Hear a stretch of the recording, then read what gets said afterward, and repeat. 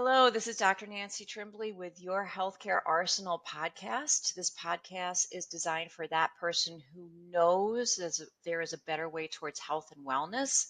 They just don't know what that better way is. And my hope for you is that with each passing episode, you get closer to being your own best expert. So today we have a repeat guest. It is Marisa Moon. I have her book in front of me called Not So Fast. Marisa is a health coach here in the Northwest Indiana area. And I was telling her before we started to record that recently I was going through my own personal library and looking for a good book to refer people to that just wanted to eat better, a more protein-based diet, getting away from the processed foods. And this is my absolute favorite once I looked at it again, and it's like Yay. so chock full of good stuff. Um, so I, good morning, Marisa. Good morning. Um, I have, as you can see, a bunch of sticky notes sticking out of here. There's no way we're going to get to talk about this today. Pick up this book. Go ahead and get it on Amazon. Not so fast. And if you have health challenges, please contact Marisa. And I recently started doing fasting myself. I fast through the AM meal. Sometimes I get up to 17 hours and oh my gosh, I just feel so much better.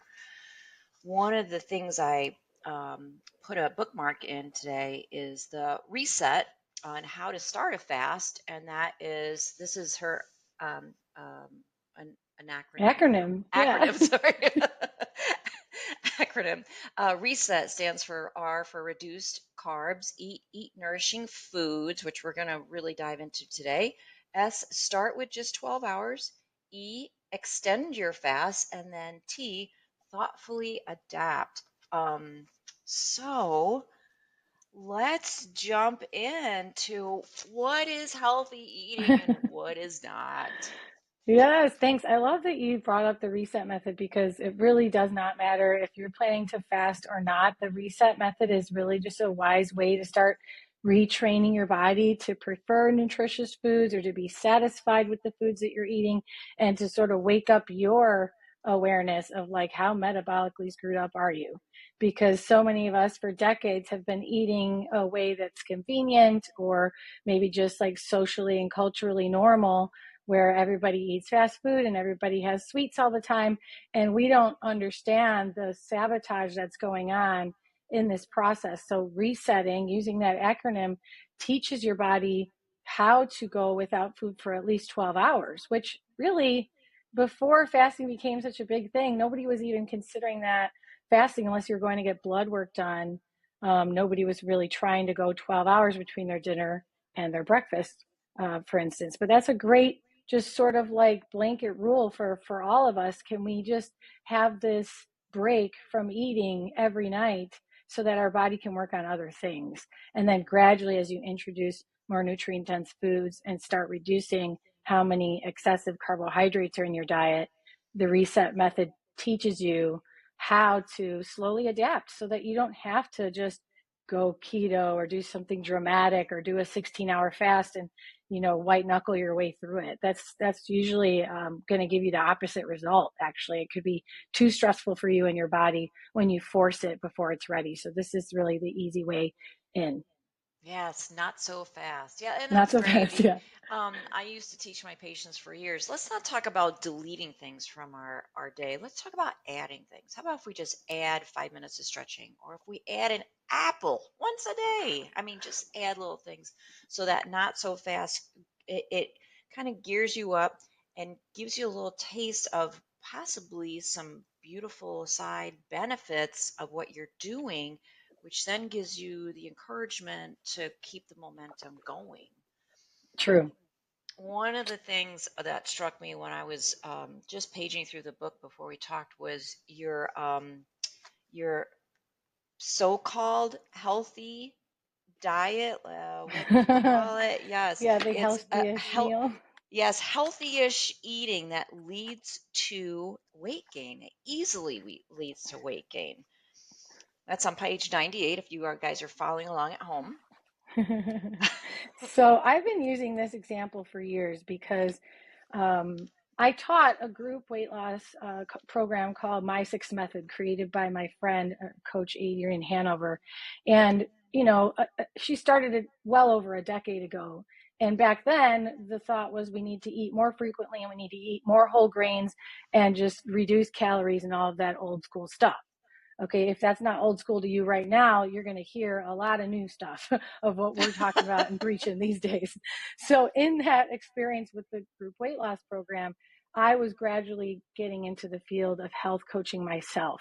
And I presented to the fellow coach, I really think that we need to revise this and start introducing some low level intermittent fasting and more nutrient dense foods, because the carbohydrate load is just out of control. And for those of you who are new to this conversation about carbohydrates, it is there's just biologically like a certain threshold at which your body can safely process carbohydrates in one sitting. And that tends to be around 40 to 50 grams of carbohydrates per meal before you're exceeding the you know amount of glucose in your bloodstream that exceeds the amount of insulin we can safely use to shuttle that glucose out in what's called your postprandial window, the window of time after you eat that is safely ushering sugar out of your bloodstream. And so I started to notice, like, wow, we have some healthy eating habits going on, but I think they're in disguise. I don't think they're actually healthy. And so this example that Dr. Nancy is talking about is what I call a day of healthyish eating, that shows how easy it is to fall into this pattern of insidious weight gain, or maybe a relentless plateau while you're trying to eat healthy, what public health experts are telling us to eat. And you're following mainstream nutrition guidelines and you're like, why can't I lose this weight? So And this example, you're probably shopping at Whole Foods thinking, "Oh, if it's there, it's got to healthy. be good. Or it's organic or it's non-GMO. So, oh, I'm doing the right thing." Exactly. You can tell even from this example that somebody is putting in the effort. So take a listen to what this example day of eating is like. And I want you to think in your mind, like, how many carbohydrates, how many grams of carbohydrates could we possibly be consuming in this example day of eating? So for breakfast, you're having plain oatmeal that you sweeten with just a half of a sliced banana and some stevia. You're like, I'm really trying to be healthy here, right?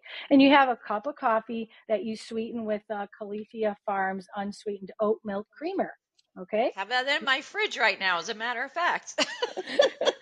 And then for lunch, you have a turkey bacon sandwich. You use low fat mayonnaise. There's tomato and lettuce and 2 slices of whole wheat bread, and a side of 1 serving of sweet potato chips, and a side of 1 serving of strawberry Chobani yogurt. Okay, then you're like, all right, it's afternoon. I need a little pick me up. You go to get a Starbucks chai tea latte, and you ask them to make it with coconut milk.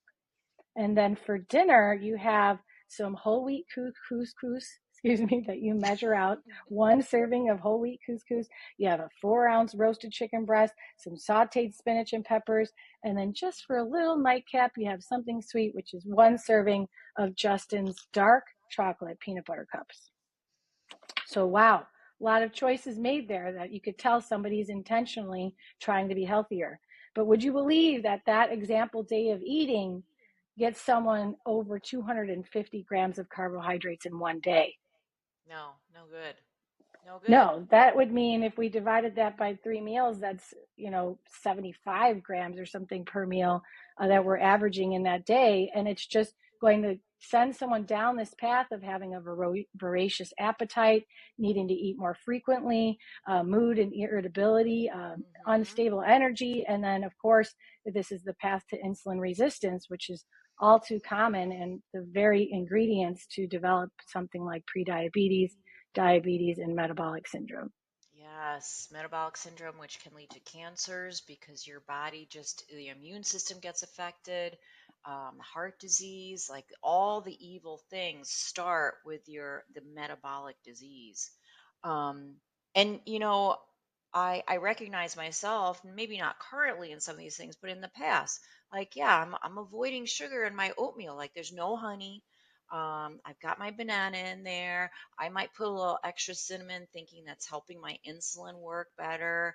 But in reality, it is over the top. And also, the more carbs you take in, like you said, the more your blood sugar is going to plummet, and then you're going to be hangry. You're going to be crabby and want to reach for more food, just thinking, I need more fuel.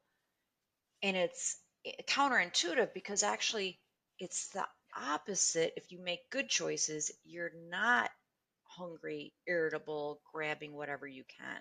You don't need that mid-afternoon meal snack. You just don't need it. That's the best part. I mean, that's what makes this all so rewarding is you start to experience freedom from this voracious appetite that you've literally lived with your entire life. I mean, I used to never have a stop button. I could not stop eating. It didn't matter where I was or what the food was or if I just ate. It was kind of part of my identity. I was like that since I was a little girl, a big Italian family, huge table of food available at all times, and it was adorable. Everyone's like, look at her, she's a little garbage disposal, she'll eat whatever you don't finish. Yeah, it's really what it was That's so like. cute. I know, when you're a little girl, everybody's like, wow, she can really put it down. So I I did live my life that way for so long, and until I discovered intermittent fasting and a paleo type diet, I really didn't understand that you could go hours and hours without eating. To me, that was just so freeing because I still love food. It's not like it took away my love of food.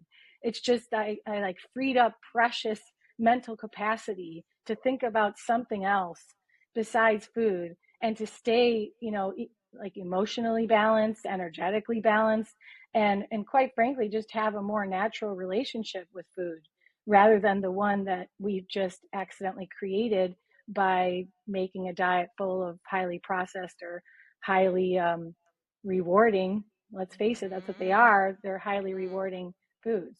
Rewarding equals addictive. Mm-hmm. Rewarding, it's a brain cascade where you trigger this literal reward system in your brain, which is why people get addicted to anything, whether it's drugs or alcohol or gambling. There's a literal chemical cascade, and we're doing the same thing with eating, and particularly carbohydrates, but also the additives they put in food to make them even more addictive. Um, so one of my mantras for the Undercover Vitality community is, if it's in a package, beware. Read the ingredients. If you don't have one of those things in your kitchen, put it back. So Mm-hmm. let's move forward. Like what how do we should we look at food? And I know we could probably talk for hours. Yeah. Um, so, um, What do you one think of would be most helpful for the listener at this point in our conversation? Would it be to talk about um, what we eat as opposed to packaged foods, or would it be to talk about what to look for in packaged foods so that we're not, really setting ourselves up for this type of metabolic sabotage? so yeah, we could go two different ways because you and I are talking to the preaching to the choir. Like we both like eat very clean. Mostly, yeah, I had chocolate cake the other day that was from a package, and I'm reading the ingredients like there's bioengineered something in here. I'm like showing my husband like, what is that? What's a bioengineered Mm-hmm. food? That's frightening. Um, but yeah, for the most part, you and I eat this way. So maybe we should talk about how can you eat some of these convenience packaged foods and make better choices? You want to talk about Yeah. that? I Okay, mean, it's let's an do it. important place to start, like, Hmm. because you're not going to just like completely change your life and go part-time so that you have more free time to like make everything from scratch. I get it. It's a big Right. leap. So when we're looking at packaged foods, we need to start being more informed shoppers and we need to actually care. I know you're in a hurry, but let's add on an extra half an hour to the next grocery trip so you have time to actually pause for a second and think. You might have to Google something. What is a certain ingredient? You might have to, use something like ChatGPT to help you understand and sift through all the crap that's online because it's actually hard to find information online these days without getting lost in the rabbit holes. But What some of the about that app? What is it called? Yuka? Oh, I have spoke. never tried that. I don't Oh, know. I'm pretty sure I have it on my phone. I've done a couple of videos for the community on this. Let's see if I can find it. Yep. It's called Yucca, and this is what it looks like. And these are things that I was at the grocery store looking at, and you scan the barcode. It's got a barcode reader on it. Nice. You can see what's behind me, but probably not the barcode reader. But and then like for instance, Lara bars, which only have like two, three, or four ingredients, all got excellent. And if it's not excellent, if it's poor or really I have poor and bad. So something that got poor, which one of the things I used to eat all the time, grain-free granola bars, and I think it got a poor rating. It'll tell you because, oh, too much saturated fat and too many calories. I don't know what they're Yeah, thinking. see, that's the reason I don't like, and that I never heard of the Yuka app, so this is not personal, but every app I have found like that in one way or another is like an extremist in a way that I think makes people go crazy. So Yes, it's because tricky. when I saw that, I thought, well, calories really is okay for me because I have such a fast metabolism, and the fat also doesn't pertain to me. So I'm able to make that distinction. But to give you an idea of what's bad, here is a Fiber One protein bar, which has risky additives, saturated fat, sodium, calories, although it does have good low sugar and good protein. So anyway, I digress. Moving No, that forward. is helpful for certain people. If you can distinguish between the things that really matter to you and the things that might be a little excessive, then great. That can be very helpful. And I know the package, by the way, might be hard to read too. Some of you need to bring your readers, Oh, okay, and that's put a true. pair on your keychain, bring them with you. And, first thing, do you recognize the first five ingredients? Because the ingredients that make up the bulk of the food you're about to eat are in the first five ingredients. The rest of the stuff sometimes only makes up 2% or 5% of the food. So the first five ingredients, do you recognize them? Exceptions are like exotic ingredients you might not be familiar with. So just look them up. And then could you actually make this food with those five ingredients? Could you buy those five ingredients yourself? Is it Oh, available? Yeah. And then in liquids and sauces, are the first five ingredients sugar or vegetable oils? We might talk a little bit about vegetable oils today. It's one of those things in the food industry that we've sort of been duped by, and we're going to continue to be misfed information or fed misinformation about. So I just want you to think, if something is made up primarily of oil, which a lot of bottled sauces and dressings are, is it a healthy oil that you want an excessive amount of? Healthy oils, I think we can all agree, are avocado oil and extra virgin olive oil, just to give two examples of what might be in a bottle like that. Something that is highly processed and, you know, very little awareness around right now that is actually acceptable is a high oleic seed oil.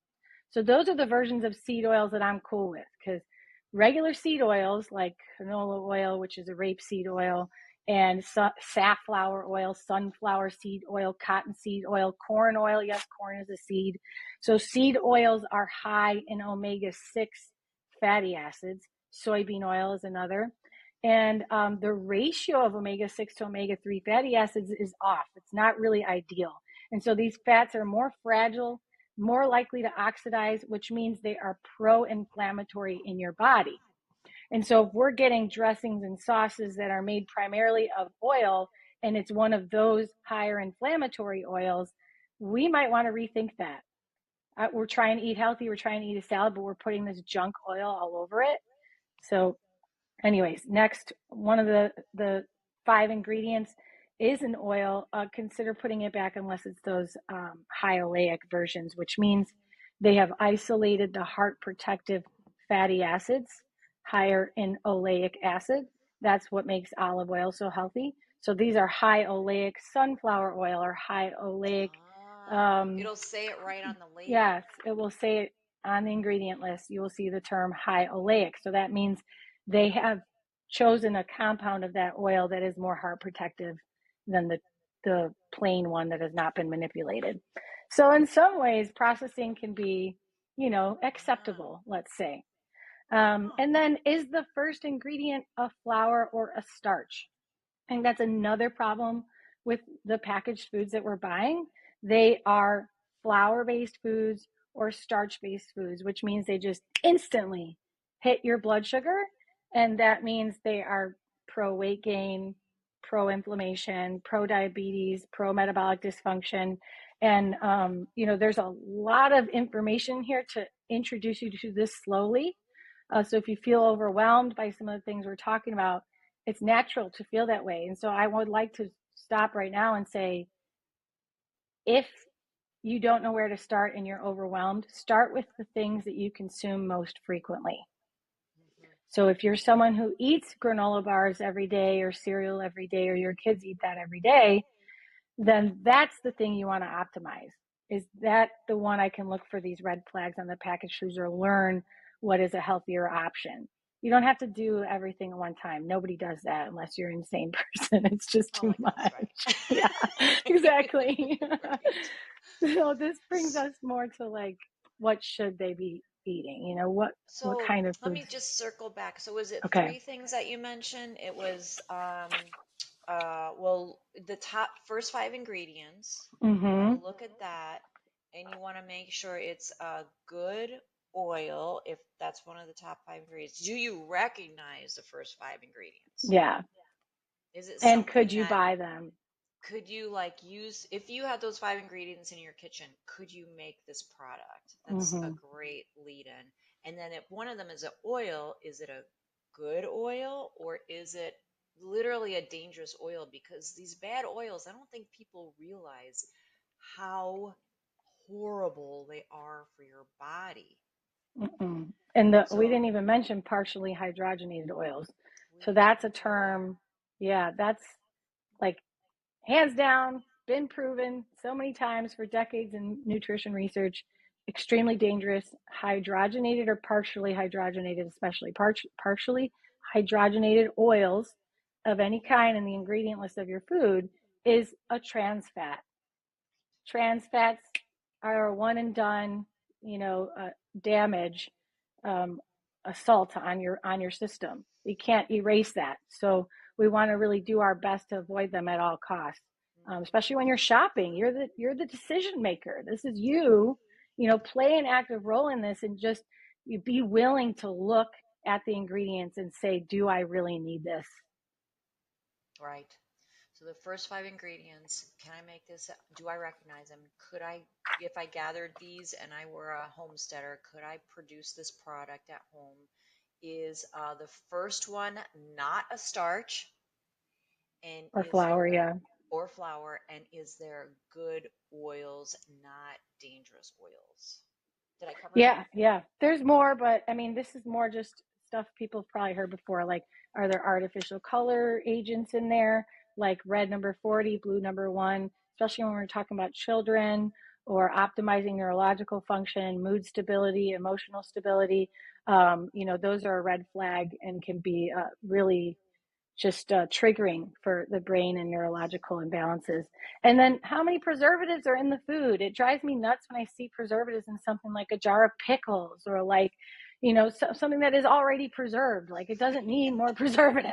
Like, Right. that's more of like a foodie thing. I don't expect people to understand like how food is made, but like, because I always been passionate about that. My family's in the food and restaurant business. Like, I learned like you can just use salt to cure sausage and make salami. You don't have to use nitrate curing salt.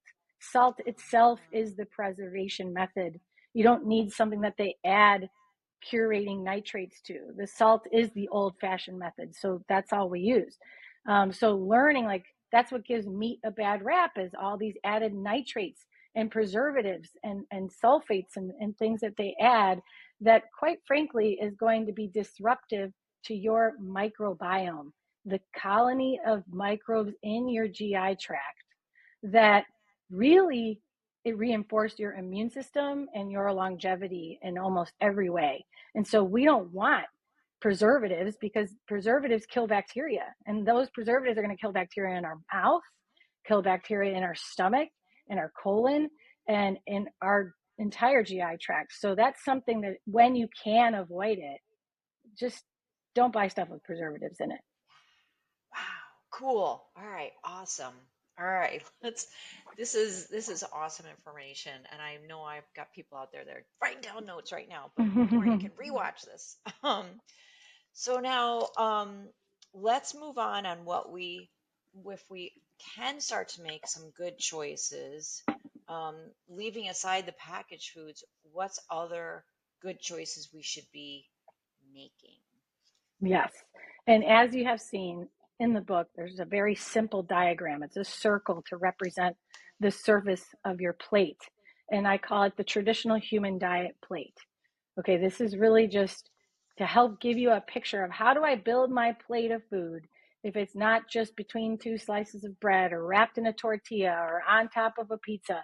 Like, what does a meal look like if it's not a flour based meal or a grain based meal? Because again, that takes us past this natural carbohydrate threshold in one sitting. And we want to start like changing that for us and our family over time. So, looking at this traditional human diet plate, we want half of the surface of the plate to be made up of vegetables. And this is, really, to some people they're like, oh my god, that's a lot of vegetables, but it can be like a whole variety of different types of vegetables, and that also is important. So it's not just like, oh, I have a salad on my plate. It could be some stir fried vegetables, some pickles, and it can be sliced tomato, and it can be, lettuce if you like salads. It can be fermented vegetables like Korean kimchi is having like a big, boom in our culture now, which is exciting because I love kimchi. It's a spicy fermented cabbage you can buy at almost any grocery store now. And those fermented vegetables, the fermentation process starts breaking them down and actually releases more vitamins. Like vitamin C explodes in these, and they're easier to break down in your GI tract. And so for some people who have a tough time breaking down salad, lettuces, raw vegetables, or all the roughage in vegetables, fermented foods like sauerkraut and kimchi can be just a great welcome addition to the diet and help you build your plate with more vegetables without having to cook or prepare something. That's one of the reasons I love them too. So if half of your plate is vegetables, a quarter of your plate is animal protein. So there's this huge trend in plant-based eating right now that I am not super excited about. I think Uh-huh. we can learn from this, um, and find common ground. I do agree that people are not eating enough vegetables. Some examples I give in my book is like corn is not a vegetable, it's a grain, and Wow.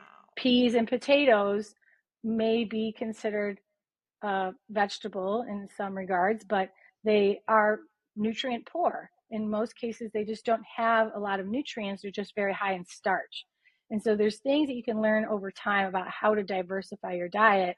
And the vegetables being half your plate, we want animal protein to be a quarter of your plate because that's going to get you at least 30 grams of protein per sitting when it comes to most animal proteins. You can't really achieve that with plant-based proteins. You would exceed your daily or your meals threshold of carbohydrates by eating plant-based protein, and it would be highly processed as well and poorly Highly. absorbed.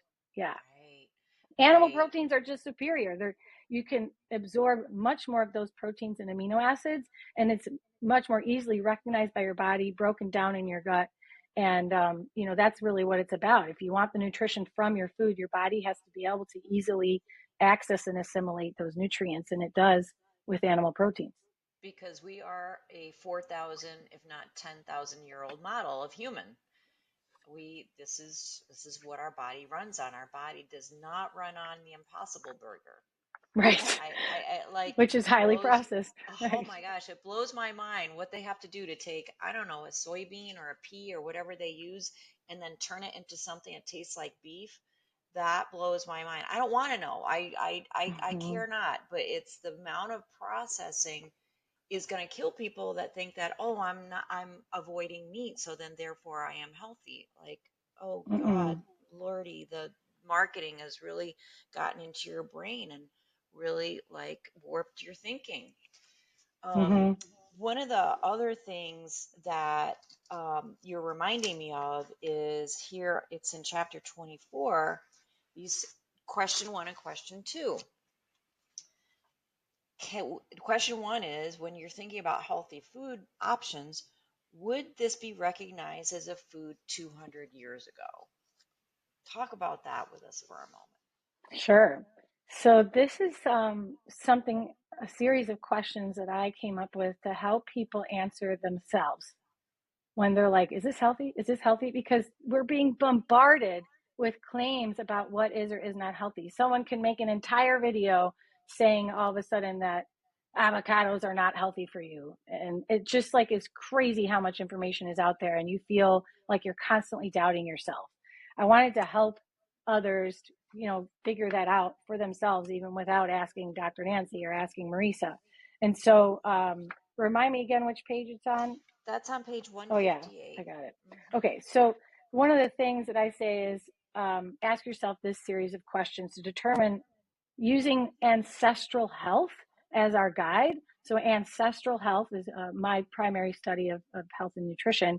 And it's what can we learn from ancient human ancestors before civilized times, before the advent of agriculture or industrialization, industrialized foods. What can we learn from the way humans lived and ate that helped promote health and prevent disease that still applies today? And how can we apply that in our lives today in a practical way? So if you're looking at a food and you're like, okay, let me see, is this healthy? What would Marisa say? The first question is, would it be recognized as a food 200 years ago? The second question is, could I reasonably grow, harvest, or make it myself to consume the amount I want to consume now? I'll explain that. Now, if the answer to question 1 or 2 or 2 are no, then I would not describe this food as healthy to consume on a regular basis. Okay, this is not about being neurotic, crazy person. This is just about, should I have this on a regular basis? Because then it becomes a question of whether or not it's healthy or detrimental to your health. So, like the Impossible Burger, this would not have existed 200 years ago. Exactly. But So we don't yet, even have but to. yet, a hard-boiled egg. Oh yes, definitely. Right. And so in that example, question 1, what is it recognized as 200 years ago as food? No. The answer is no. So I would automatically say, that's it. We answered our question already. It's not necessarily a healthy food. And you definitely couldn't grow, harvest, or manufacture that yourself if you wanted to make it from Even scratch. today, right? Yeah. Exactly. You Anyways, couldn't do it. but some of the other ones get a little more complicated. So there's a third question, because if you answer yes to both questions 1 and 2, the final question is, does my body agree with it? So the examples in the book, is this plant-based protein powder healthy? I'm in the grocery store, I want to buy this plant-based protein powder. And so I ask myself, would it be recognized as a food 200 years ago? Nope, it wouldn't. And could I reasonably grow, harvest, or manufacture it myself? This plant protein powder? No, I could not. It'd be impossible. So I do not consider that something healthy to have on a regular basis. Now, is whole grain brown rice healthy? That's the other example I gave. It's a good So one. would it be recognized as food 200 years ago? Yes, it would Mm-hmm. be. Could I reasonably grow, harvest, and make this brown rice myself to consume the amount I want to consume now? So maybe you could, probably not. And I go into explaining like how you would have to like grow and fertilize and harvest and protect this to make enough for your family to have brown rice at every meal. But that's debatable, right? So then the question 3, does my body agree with brown rice? This depends. Some people don't realize that brown rice is actually at the root of their flare-ups with rheumatoid arthritis, or maybe that's why they're feeling so bloated, or maybe that's why they want to eat an hour and a half after they already ate. Maybe that's why they're having trouble losing weight. There could be lots of reasons, because the brown rice has a protective layer around the outside that is otherwise removed to make it white rice. But that brown rice's protective layer has things in it to protect it from digestion. Plant seeds like rice have evolved with humans and other mammals to protect themselves so that they can get that seed back in Proliferate. the soil and grow Right. into a plant. So that's a whole nother conversation, but It is. Yeah. there's lots of like little pockets of wisdom here that you can learn from throughout the book little by little. And I hope Mm-hmm. that you find that So helpful. The other thing you mentioned before we got on air was milk. So let's say, okay, did milk exist 200 years ago? Yes. Could I reasonably, um, could I have a cow? I could have a cow. I could Hmm. keep a cow. I could probably keep a cow healthy if my town allowed me to have a cow. I could probably feed it. I could probably milk it. Would the Hmm. milk be pasteurized or raw? It would be Yeah, raw. that's There the was no thing. such thing as pasteurized milk 200 years ago. Exactly. So question one would be tricky because really pasteurized milk would not have been around. So a lot of other countries still consume milk in its raw state. And little by little, it's becoming legal in one way or another throughout the United States. Each state has its own laws for raw milk consumption. And you might think we're crazy for talking about raw milk. Like, how could you dare drink unpasteurized milk? But it's a fascinating little journey to take if you're willing to explore what there is out there information wise to learn about because for instance raw milk contains lactase at the enzyme to help you digest lactose, and Didn't know so that. babies and adults alike who have an intolerance to lactose can safely consume raw milk. And we also get different protein structures. We get a lot of supportive enzymatic and probiotic and prebiotic natural molecules inside the raw milk that we don't get in the pasteurized milk. And so, trust me, it's better for the food industry that it's pasteurized because they want to be able to ship it across the country and they want to be able to leave it in the boxes before it gets put in the cooler. And notice they all say ultra pasteurized. They're bragging about the milk being ultra pasteurized because that means if you leave it on your counter and your kid forgets to put it back in the fridge, it's not even going to be spoiled the next day. But the funny thing is, there are more illnesses from spoiled pasteurized milk than there are from raw milk, even today. So that's a whole nother bucket we That won't is even another get rabbit into. hole. That's right. That's right. But the reason you So, brought it up is because if someone's like drinking milk with every meal, like a glass of right. milk with every meal, we're Like a first 16 asking, ounce glass, and all the kids are. And right, I don't know. I don't know if my one cow could produce that much milk in a day. right. And it takes a lot of time. I've actually milked my neighbor's goat, and it takes a long time to fill even a half a bucket. I mean, hours of your time. And so you're not going to be like, milk for everybody, milk for everybody. You guys want milk? You want a glass of milk? You're going to be like, we need this. We need this to make butter, and we need this to make our stew, and we need some to, you're going to ration the milk. You're not going to be just like having an insane amount of Right. milk to Not share. not every meal you're having a sour cream or a yogurt and cheese and a glass of milk. Right. No, it's gonna Unless you're a be dairy maybe farmer. right. And then you'd have a whole crew of people. Um, so yeah, would you be willing to invest that time? So This yeah, is so okay. This comes in handy, Dr. Nancy. It makes a lot more sense when you say it for something like bread. Okay. So that's how this came to be. This whole 3-question formula came to be with bread.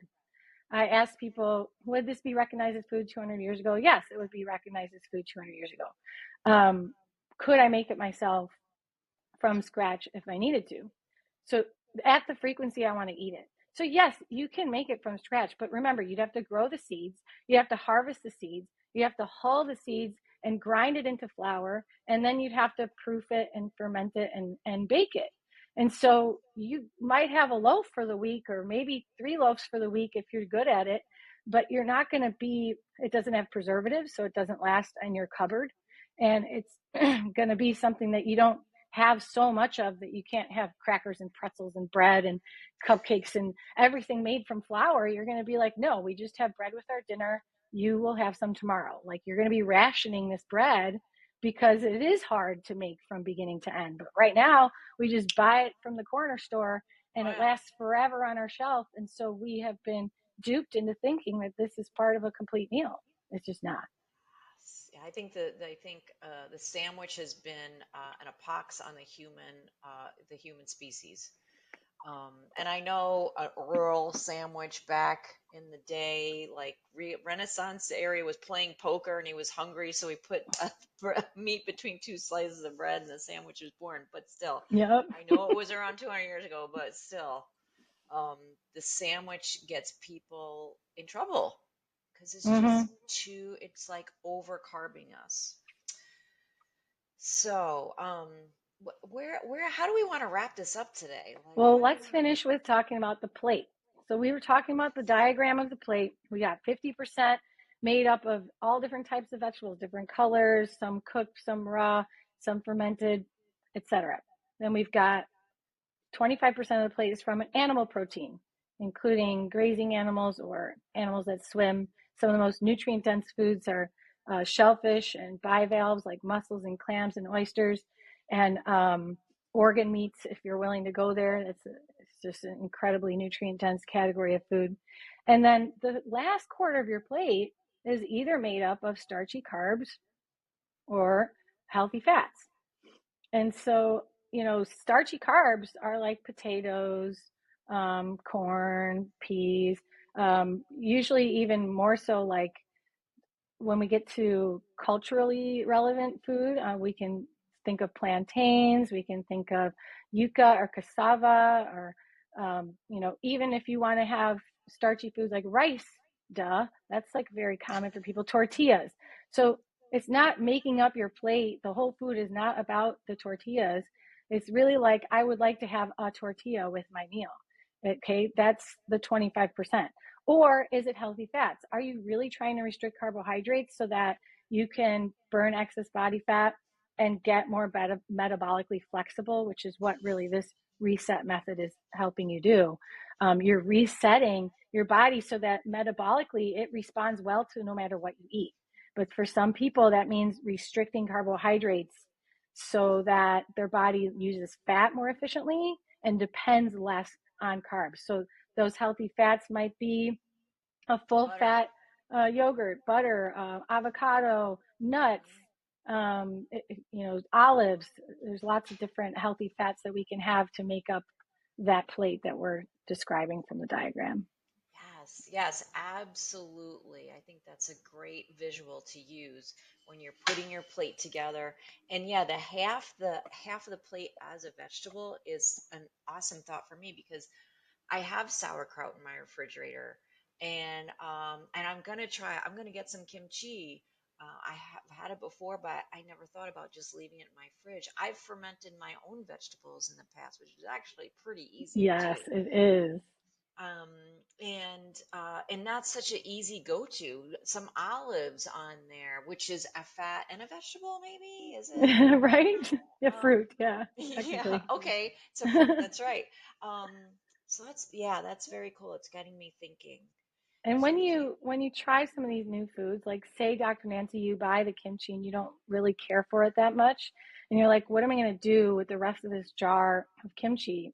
People have the wrong idea that like if they cook fermented foods, they're like killing it because they're killing the probiotics. But there's a lot we don't understand about these probiotic rich foods yet.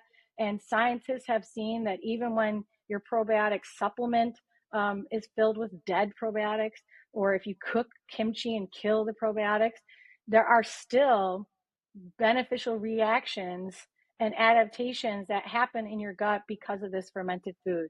And so, even though you may not like the raw kimchi, I would highly recommend you chop it up and you put it in a stew or a soup that you make or a stir fry. That's what Koreans cook with over fermented kimchi all the time. Like, over fermented means all of a sudden it gets sour and it kind of just tastes a little like prickly on your tongue, and it just means it's fermented too long. So then they just cook it.